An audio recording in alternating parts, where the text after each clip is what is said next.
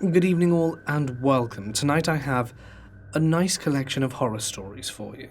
If you enjoy this kind of content, don't forget to subscribe for more videos 3 times a week, every Tuesday, Thursday and Saturday. And if you need even more stories, you can download our app with 3,500 stories to binge on at your leisure. But for now, it's time to get comfortable and let the darkness take control. This is a story told to me by my uncle, who was in his 60s, and I will be telling it from his perspective. This happened in the late 80s. In these times, or rather this decade, I was a heavy home hopper. I could not stay home for more than 5 to 6 months. In what I believe to be 1987, I moved into my first house after having many apartments beforehand. But that's just too little background for the story. So now I will tell you the story of one life-changing experience that still gives me nightmares. It was late evening and I had just got back from a walk that I would usually take to help keep my mind clear. I forgot what time it was, but I'm going to estimate somewhere after 9, because I had to be up the next morning for work. So I took a shower, hopped out, got dressed, and then went back to bed, which was probably around 10 now. I woke up at 4 in the morning to a window clash. I jumped straight up, half asleep and half awake. Was it just my dream that scared me into think a glass broke? I asked myself this, but then I heard footsteps. After hearing this, I jumped right into action, shut my door and dialed the cops from the house phone that I had in my room. When they picked up, I whispered that there was a robbery going on in my home. They told me to get inside a locked room, make no sound until they could arrive. I whispered back that I'm in a locked room and to please hurry, and they assured me that there were 2 cars on their way to my house immediately. Still feeling no help, I whispered okay, then hung up the phone shaking. I told myself it was going to be alright, and whoever was down there wasn't going to know I was there, or if they did, they weren't going to be able to get in because the door was locked. Boy, was I wrong. 2 minutes later, after telling myself this, I saw the door rattle. I was way more shaken and in fear now, but I remember again that the door was locked. But then the door opened, like it was never locked. Who had slid into my room was the intruder, and he made eye contact with me as soon as he stepped in. I now froze. I just stared as he walked closer with a firearm now pointed at me. He told me to get off the floor and told me to get into the closet. He then asked me to sit down. I did what he was asking me, on my knees looking straight at him. I told him in a really shaken voice, "My wallet and everything is on the bed, and my keys are in the coat pocket on my dresser." He replied that he didn't care for my belongings, and that he came for my life. Then he began to raise the weapon to my face. At this point I knew there was no tomorrow for me, or the next day, or any other day after that. I just closed my eyes to stop myself from looking at his pistol. There wasn't any fighting back either, because he was a little bit distanced from me, so I knew I would be killed immediately. So I just sat there in shock, life flashing before my eyes, thinking about the last conversation I'd had with my mum, dad, and 3 siblings. I sat there with my eyes closed, thinking of all of this in the matter of seconds until I heard sirens outside. Hearing this, I opened my eyes, expecting the intruder to still be there, but no one at all. I still sat there frozen, thinking to myself, he's got to be lurking somewhere in the room, because I haven't heard any footsteps leave the room. I sat in the same spot until the cops came in. They asked if it was me who had called the operator, and I said yes. I felt relief knowing that I was just in real danger and seconds away from losing my life, yet I had not. The cop asked me if I heard the door or window shut before they came in, and I shook my head no, telling them that I was face to face with the man in my room seconds before they came in, and that I didn't hear anyone leave. They took my statement, and after checking the house, they came back to tell me there was no trace of a forced break-in or a broken glass or anything. Kind of shaken by the incident that took place in my room, I began to get more weirded and more shaken. What the hell just happened, I asked myself. I know I heard the window break, which had awoken me from my sleep. After this part, there is kind of a blur, but I remember going downstairs and being in the living room. The cops had just left, and there was no way I was staying in the house after what had just happened. So I left not long after the cops did, leaving almost every light in the house on. I was horrified, but there was no way I hallucinated it. I asked myself if it could have been in my head, but I knew it wasn't. I remember going to my parents' house and taking a shower, and getting ready for work at that point since it was now 5 leading into 6, and I had to be in at 6:30. I knew I was going to be late that day, but told myself I would give them a good explanation. My house was nearly robbed? Only if that part alone was true, I wouldn't be telling them that. But I was so freaked out that I didn't bother to tell them the truth. But anyway, skip this part, fast forward 2 weeks later, and I'm still at my parents' house deciding if I want to go back or just call the lawyer and tell him it was nice having this first house, but I found something bigger and better. I was leaning more on moving out.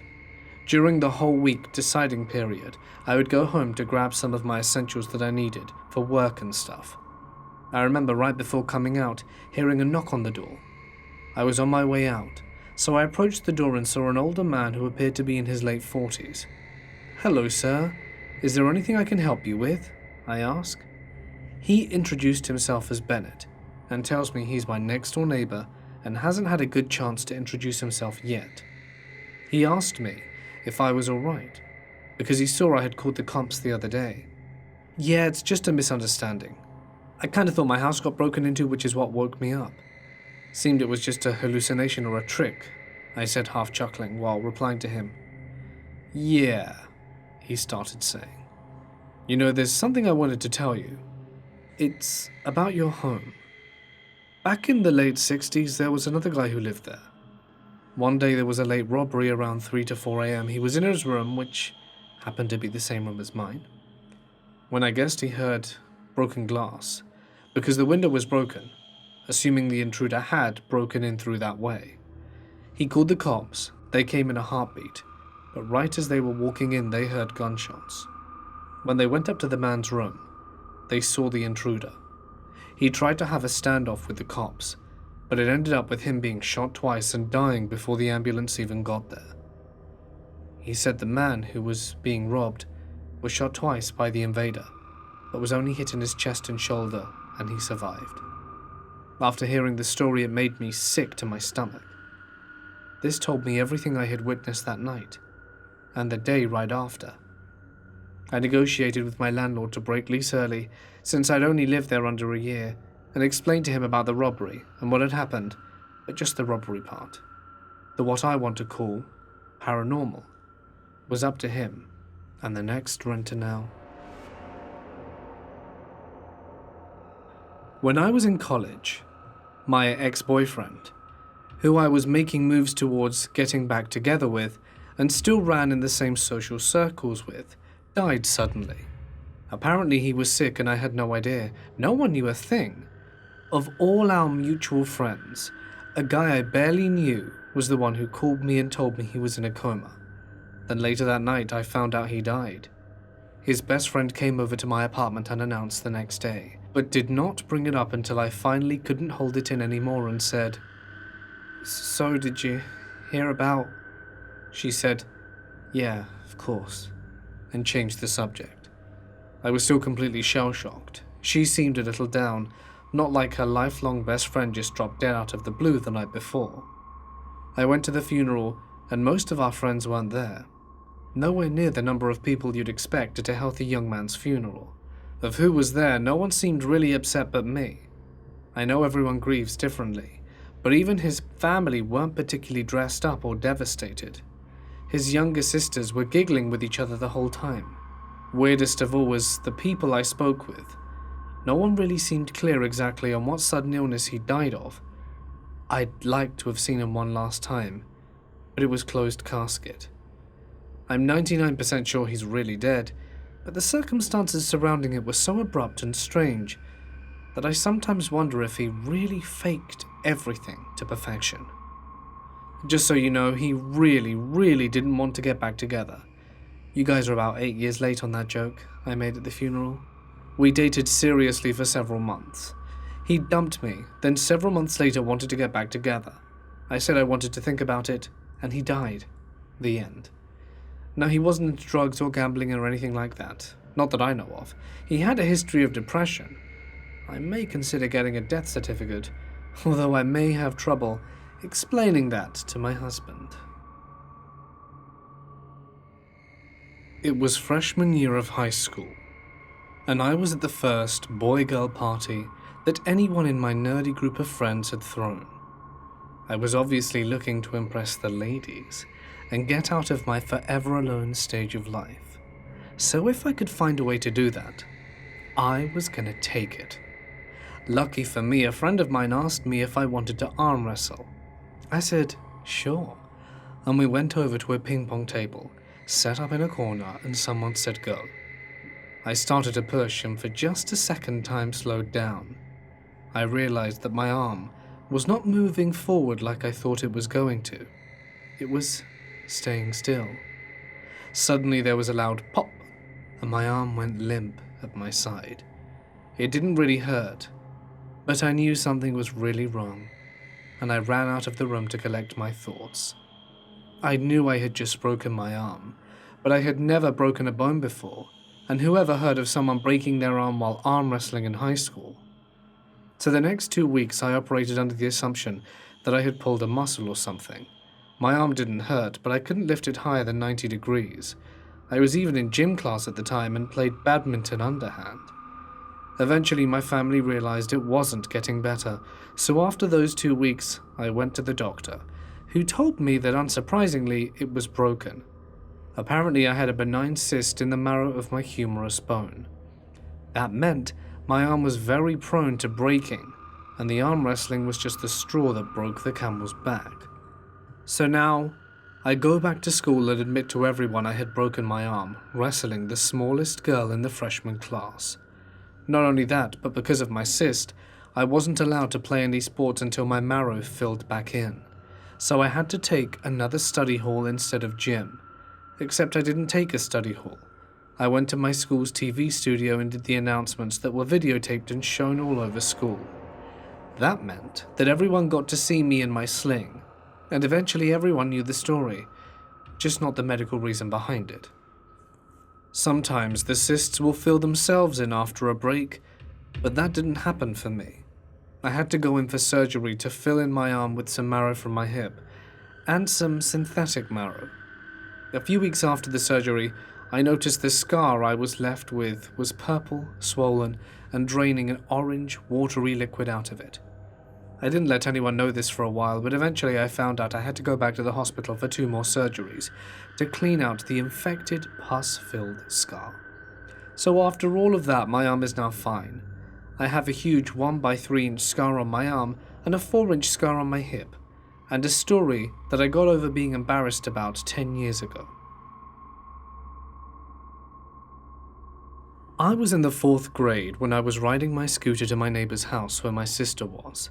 One house down from my destination, 2 pit bulls who were not leashed or fenced decided they were hungry. They attacked me and gave me wounds on both my arms and both my legs. My neighbor decided to come out to make sure I arrived safely, and thankfully she did, because when she saw me being attacked, her scream was loud enough to notify the owners of the dogs, who came out and got them off me. A van pulled by and took me home, where my father tied some clean rags around my wounds and rushed me to the hospital. I ended up receiving more than 60 stitches and was incapacitated for the rest of summer, which sucked, because it was the beginning of summer and I played Little League Baseball. It probably wasn't until senior year of high school that I got over the whole incident, but I remember it made me really emotional and frightened as a child afterwards. I'm 26 now, almost 27, and don't have a fear of dogs anymore, and can at least talk about it without getting emotional. The scars are always a nice conversation piece, especially in summer when all of them are exposed by shorter clothing. I tell people not to be sorry for mentioning them, because I just don't care anymore. But dog owners, be careful with your dogs. When I was 16, I had an elderly neighbor who used to go off to visit her son now and then, who lived some miles away. One day in summer, we remarked to one another about my elderly neighbor's absence and was told this time she hadn't actually gone at all. We hadn't seen her for 2 weeks. We tried to get her attention via the doorbell, but it was no use. Being 16 and brave, I went round the back of the house and vaulted the garden wall. I positioned a bucket against the back window and climbed into it. Inside, I could see a winged black chair turned 30 degrees away from the window. I could see her long grey hair hanging down and her left arm draped over the left armrest. I don't know what possessed me to do it at that point, but I jumped off the bucket and opened her kitchen door, at which point the smell hit me. My legs turned to jelly, and I walked through her tiny kitchen and into her lounge, where I saw her sitting as I had seen from the outside, clearly dead. The smell was, dear God, unholy. She was about 10 feet away from me. I forced myself to look into her face. Her eyes were open and translucent. One appeared to have something seriously odd about it. Then it moved. The biggest spider I had ever seen had taken up residence within her vacant eyeball, and I ran all the way home. This happened to my wife. We were asleep and it was 3 a.m. in the middle of summer, when she wakes up to banging on the metal screen door up front. She goes to check it out and it's a child, maybe 9. This kid is in some underwear banging on the door. My wife answers it and he asks if he can come in. Then some tweaker lady comes walking down the street and calls this kid's name, sees him and calls him out. He just walks down the stairs and they keep walking down the street. She was really mad that I didn't wake up. I hope it wasn't a kid escaping from his kidnappers, or some sort of abusive family.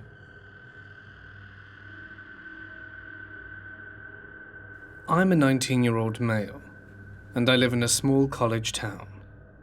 I'm very exceptionally small for a guy. I look about 16, and am gay, have pink hair, piercings, and usually wear painted nails.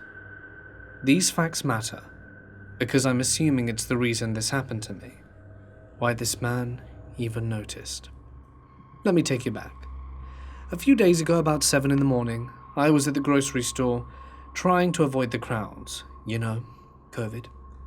The store was mostly empty, and I was just wandering up and down the aisles doing my shopping.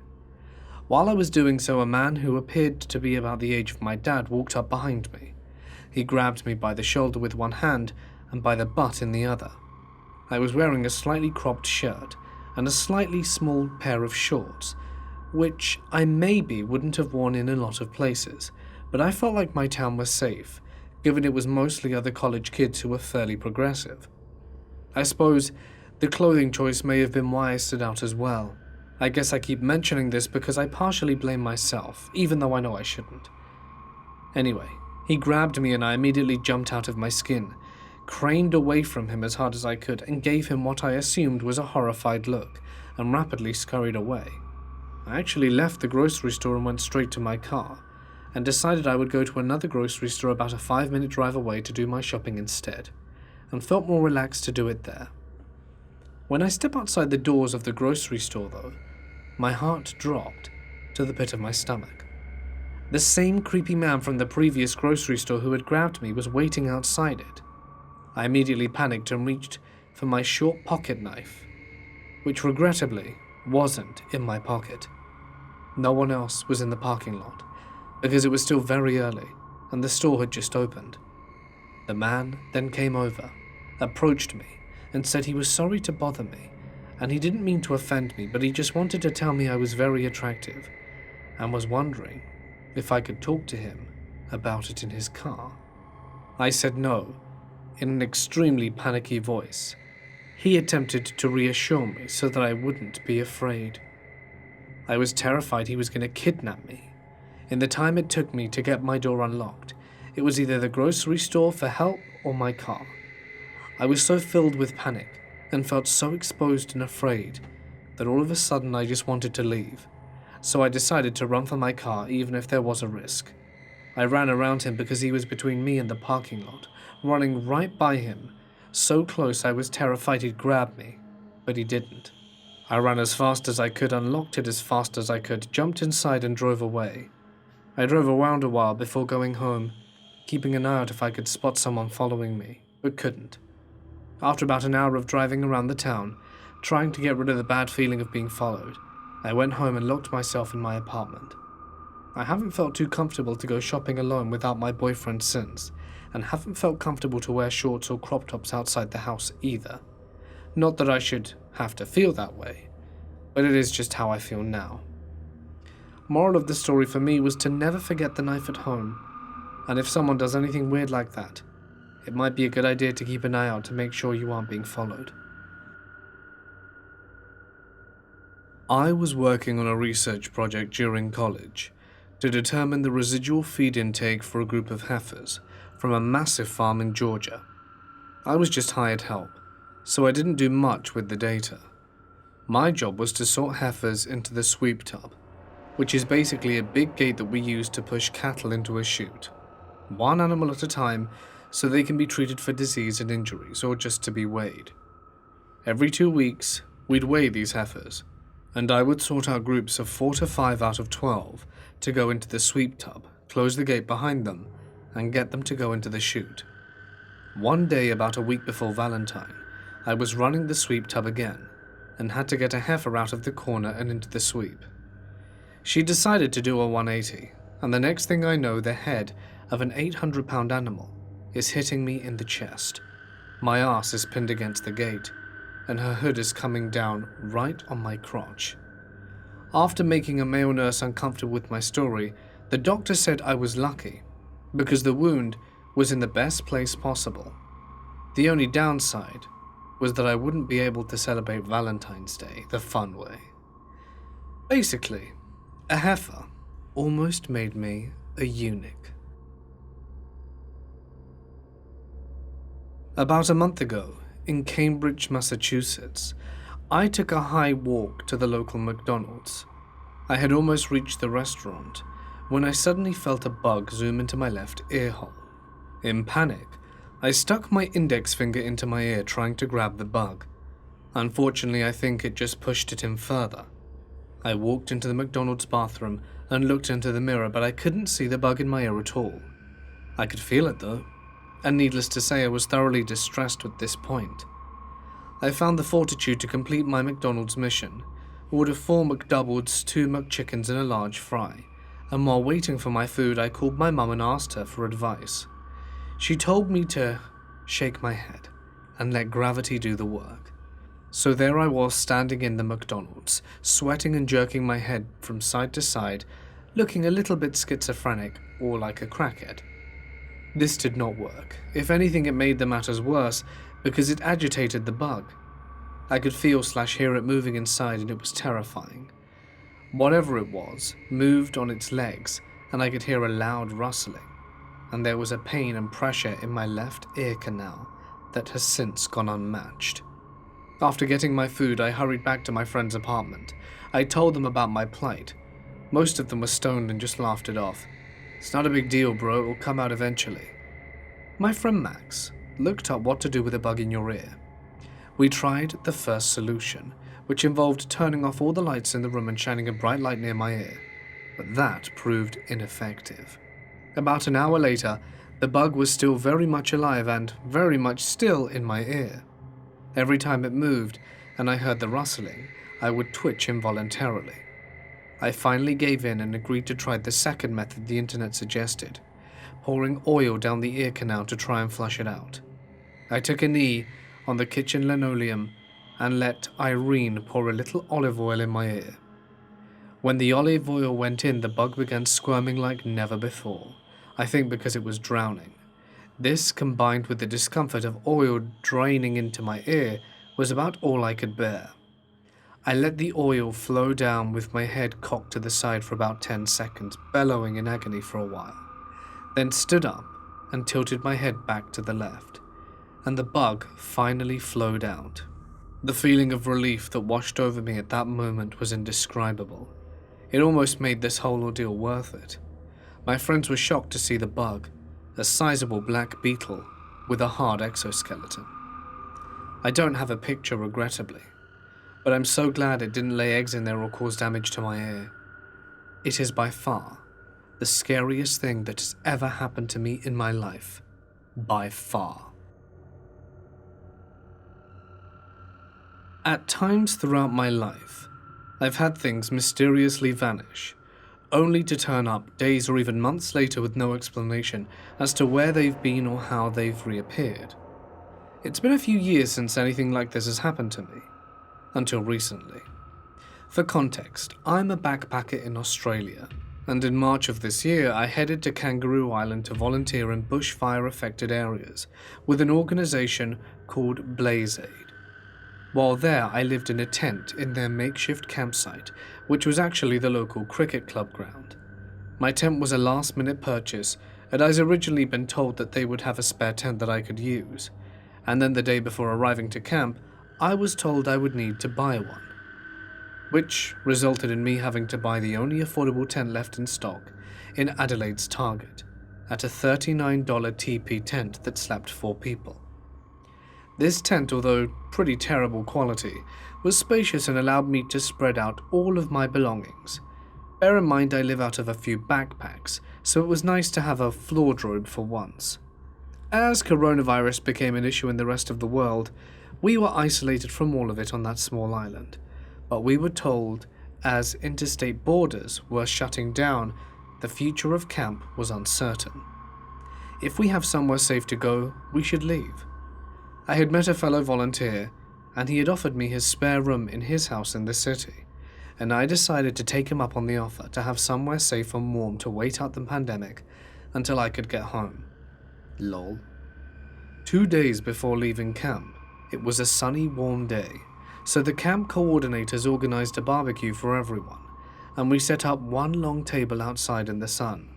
My friend and I got there a little later than everyone else, and the only seats left were on the side facing the sun, so we both agreed to go and grab our sunglasses so that we could actually enjoy the meal and talk to those sat opposite us. We ran to our tents, hers is next to mine, and looked for our sunnies.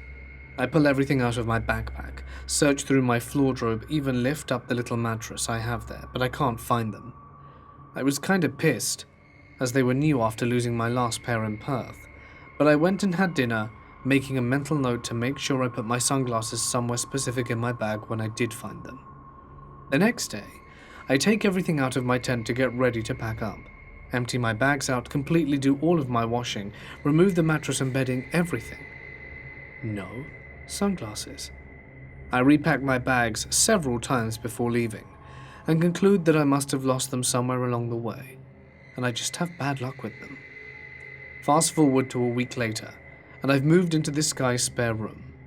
My room is in a separate little building at the end of his garden, and I've half unpacked all of my clothes, as I usually just take them out as and when I need them. But that's when it dawned on me that coronavirus was probably going to be around for a little while longer, so I might as well get comfortable and unpack fully. My big backpack is on the floor in the middle of the room. I open it, and there, on top of all my stuff, are my sunglasses. It was as if someone had just placed them there and zipped my bag back up. I was a little freaked out, and messaged my friend, who started freaking out too. I mean, I was glad to have found them, and eventually just chalked it up to a weird experience. Then things got a little weirder. Not long after it was Easter. The guy I was staying with has a kid who he shares custody with his ex. He's a really nice kid, 7 years old, very well behaved and a lot of fun to be around. Easter morning comes around, and his dad has gone a little bit overboard with the Easter eggs, and this kid has a whole bucket load of them of all different sizes. Now this kid is great and all, but he's a little strange in the fact that he isn't really interested in chocolate. He likes it, but doesn't turn into a little sugar demon like most kids do when they have a bucket full of Easter eggs handed to them. And he's more than happy to share them with us, and isn't really fussed that much about actually eating them. He puts the bucket on his head, and we play games in the living room and have a good day together. Then after dinner, his dad tells him he can have an Easter egg for dessert if he wants. He goes to his room, then comes back to the living room looking confused, saying that all of his smaller Easter eggs have vanished. We laugh it off, saying he must have misplaced them, or that they've fallen to the bottom of the bucket. So we tip it out, and sure enough, there are only medium and large eggs in there. We search his room, under his bed and between his sheets, and there's nothing. We ask him if he's just tricking us, and he starts to get upset, insisting he has no idea why they're gone or where. Our next thought was maybe the dogs ate them, as he has 2 chocolate labs, but there's no way the dogs would have managed to eat that many without us noticing, without tipping up the bucket, and they wouldn't have specifically only chosen the smaller eggs when there were much bigger ones to eat through. Even so, we kept an eye on the dogs and an eye for any foil in their poop, but there was nothing. When this kid was at his mum's, we did a full-on search of the house, thinking maybe he was just having a laugh or had forgotten where he put them. Nothing. 20 or so small Easter eggs had just vanished. We still don't know what happened to them, and I never told the guy about my sunglasses thing in case it freaked him out. But I get the feeling the eggs will reappear soon, and questions will be raised once more. I've had a personal encounter with the paranormal. The first I remember was when I was a kid at my parents' house, maybe 10 or so. I was in the backyard with my headphones in, listening to music, most likely on my CD player, but could have been my Talk Girl. It was night, pretty dark, no streetlights in our neighborhood, but the backyard landscape lighting was on. I looked up and down the yard. By the front entrance, I saw towards the back. Along the side of the house was a woman in white walking towards me. She had that classic white ghost appearance and a flowing but fitted dress. I noped back into the house as fast as I could. Never saw her before, never saw her again, or anything over there. Years later, my parents remodeled, and half of that section of the yard was taken up by the third bay to the garage. The house was built in '38. The neighborhood was from the late 20s to late 30s, maybe early 40s. It used to be fruit orchards, no mysterious or creepy history. We have a lot of local historians in the area. The closest thing we have to a ghost story is a teen being killed with farm equipment in an accident in a back shed at his parents' house a few blocks over in 1929.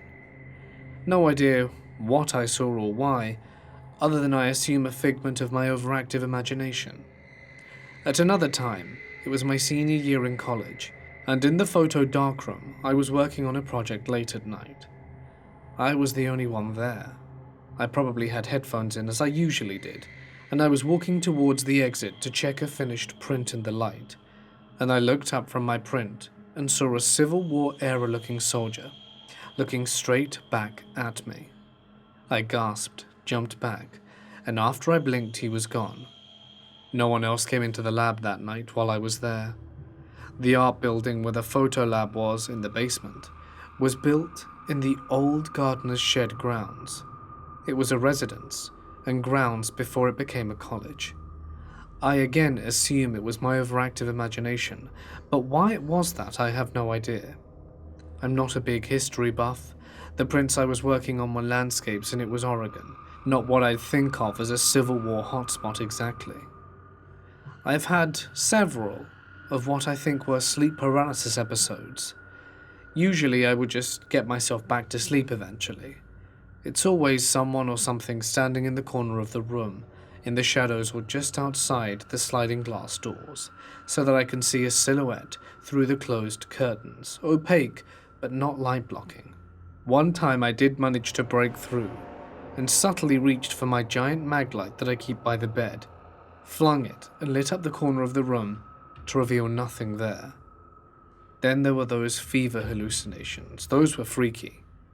Home from college for spring break, ended up sick and miserable the whole week with a nasty cold and accompanying fever for good measure. One night there was a lady in white standing at the foot of my bed, totally different than the childhood one, and my bedroom is on the complete opposite side of the house as that side of the yard she was in.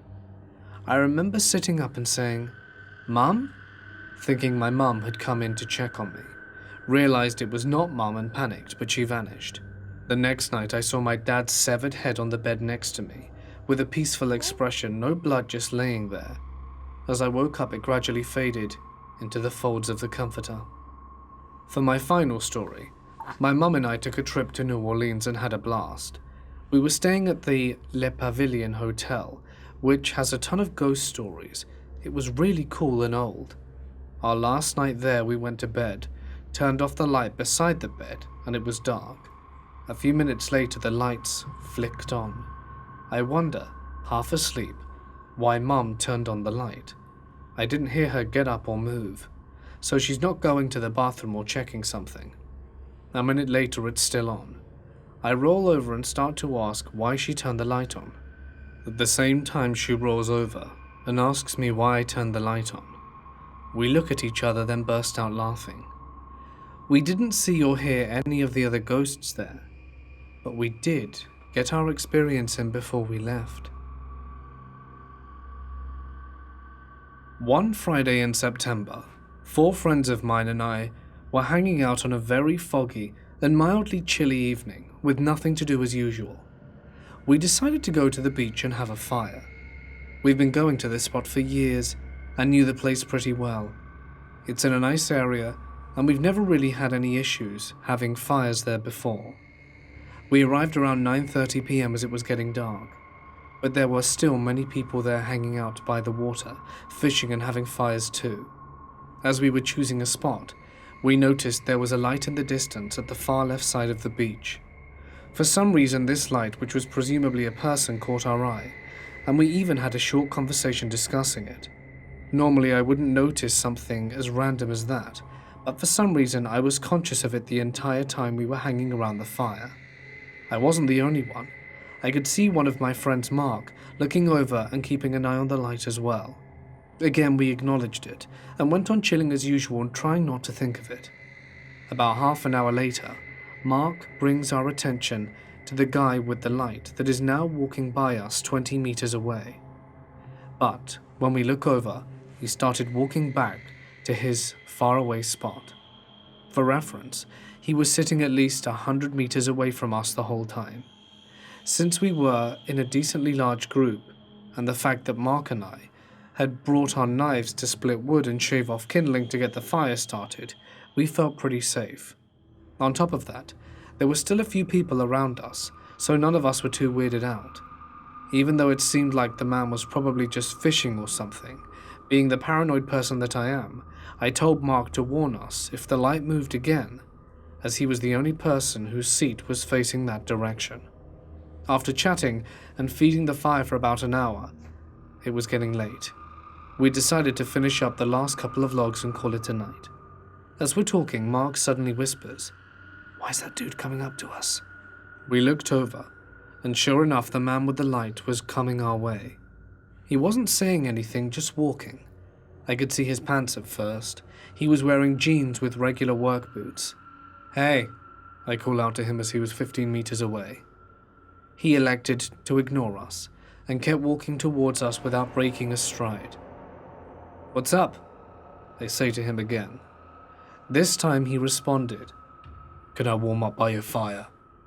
While continuing to close the distance between us, considering the COVID pandemic and it being late, I decided it wouldn't be a great idea for the stranger to join us. I told him exactly that, and finally he stopped walking. He was roughly 5 meters away at this point, close enough for the fire's light to bring him into view. He was an older, raggedy-looking guy wearing a flannel jacket with a hood and hat on. As he stopped, he said, "All right, I fell in the water. I'm wet." Although I could not see him very well, I could tell he wasn't wet at all. His boots were still the very light tan color that work boots are, and if they were wet, they most definitely would have been a shade darker. I continued to say no, and he finally turns around and starts walking away, frustrated, back to his spot far off in the corner of the beach, right where he claimed to have fallen in. If he was wet, why didn't he just leave? Why would he go sit back in the spot where he'd fallen in? Normally I wouldn't just leave somewhere because of something like this, but I had a really bad vibe from this guy. So we packed up our stuff, put out the fire and left. The path back to our cars had us passing over a bridge that overlooks the area of the beach the man was sitting at. We looked over, and we could see him just sitting there with the light doing nothing. On the walk back, we got more and more scared and put together the pieces of what had just happened. The man was sitting there for hours and then walked by us to check us out. He waited another hour until every single other person, including security, was gone for the beach before approaching us. Even while he was walking up to us, he didn't have any intention of saying anything before reaching us. It took me saying, "Hey," twice before he even replied.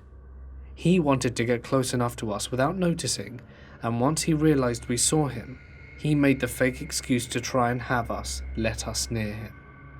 There was always the possibility that he was harmless, but I have little doubt in my mind he came with sinister intentions. He didn't look homeless, and he had no reason to talk to us and certainly wasn't wet. I'm certain we were very close to something really bad happening, and this situation really freaked me out. Who knows what would have happened if we were in a smaller group, or if he decided to keep walking towards us, or worse, if we had let him in that close to us. Always keep your guard up when you're out late, and remember guys, don't talk to strangers. I want to share 2 stories that I have experienced in my life. I think it's quite interesting that it's happened twice, and I'm curious to see what you will make of it. The first time it happened to me was 2013. Long story short, my mum's best friend was diagnosed with cancer, and he was only given a few months to live. That's a bitter pill to swallow. The month of December was crazy for my mum, and it wasn't a good time in general. I was kind of young at the time, and don't remember everything, but after a night out for a family dinner on New Year's Eve, we got back home, and my mum received a call saying that her friend passed away just a few hours shy of the new year. We thought it was special, and that he was ready to go, and didn't want to see the new year. The second time it happened was December 2018. This time it was my lovely grandma. In August, she was diagnosed with cancer and given 2 months to live. Somehow the months passed and December came, and she was still with us, and we cherished every moment with her. Sadly, on the 22nd of December, she made it to the hospital. I couldn't go see her until the next day. It was a lovely afternoon. I was with my brother and my boyfriend, and I was so happy to be with her. We talked a lot, and she was really tired, but she stayed awake with us. Eventually, we let her sleep, said our goodbyes, and said that we would return tomorrow after work. The next day, I'm going to go see her, and she's sleeping. So I called my mum and asked if I could wake her, and she said that she would be happy to see me. I tried waking her up, but I couldn't. She almost woke up, and when she did, she told me that she was tired, and that she loved me and went back to sleep. That's the last time I spoke to her, because after that she entered a coma. My mum was there almost every day, even though she was sleeping. In the night of the 30th, entering the 31st, my mum woke up and spoke to my grandma, telling her that the new year was soon, and that if she was ready to go, she could.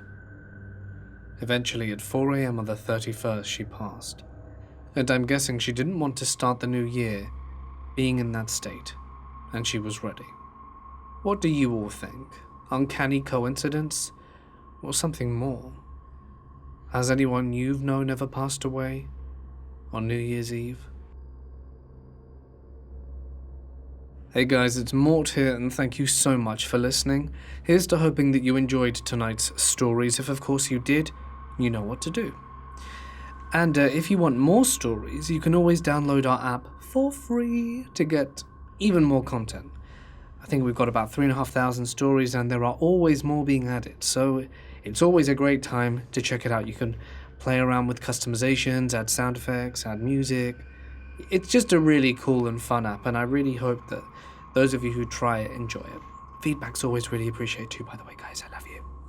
Huge thanks, as always, to my members and patrons who help out financially with the running of the channel. Their names can be seen on screen. Please ignore the baby noises, by the way. I don't think you really heard them in this video. It's just at the end, she's now making breathing noises. On purpose, I bet. Nah, I'm joking, it's not on purpose. I think I'll wrap things up here for tonight. It has been a pleasure, as always, entertaining you. If you're still here, you might want to watch something else. The links are on screen. Hey, why don't you pick one of these? I'm sure you'll have fun. But for now, stay awesome, and I'll see you in the next one.